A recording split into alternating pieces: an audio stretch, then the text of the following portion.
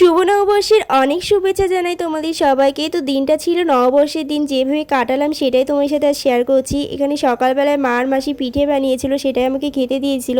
এইবার বিকেলবেলা এখানে আমি রেডি হয়ে নিয়েছিলাম, একটু ঘুরতে বেরাবো তার জন্যই। আর এখানে দেখো যাবার জন্য বেরিয়েও পড়েছি। তো এখানে আমরা পৌঁছেও গিয়েছিলাম। তো গিয়েছিলাম একটা মেলাতে, আর মেলাটা ছিল হস্তশিল্পের মেলা। আর এখানে নববর্ষ উপলক্ষে হয়েছিল এই মেলাটা। এখানে না এত সুন্দর সুন্দর হাতের তৈরি জিনিস বিক্রি হচ্ছিল, দেখো কত সুন্দর কাজের। আর এই পাখাগুলো এত সুন্দর ডিজাইন করা ছিল। আর এখানে দেখো কত সুন্দর হাতের কাজ করছে। আর এখান থেকে ফুলদানিটাই কিনে নিয়েছিলাম আমরা বাড়ির জন্য দুটো।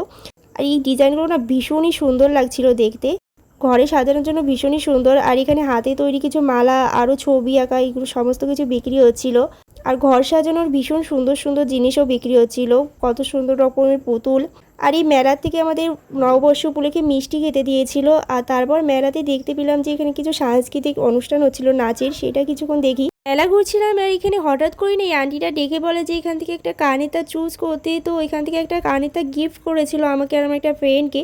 আর একদম আনএক্সপেক্টেডভাবেই নববর্ষের দিন এই গিফটটা পেয়ে গিয়েছিলাম আর কি। যাই হোক, এরপর এখানে দেখতে পেলাম একটা পার্ক ছিল, সেখানে আমি আর আমার ফ্রেন্ড কিছুক্ষণ মজা করি। এবার রাত হয়ে গেছিলো, তো বাড়ির দিকে যাচ্ছি। আর সারাদিনটা তো আমি এইভাবেই কাটালাম। তো আজকের মতন ব্লগটা এখানেই শেষ করছি।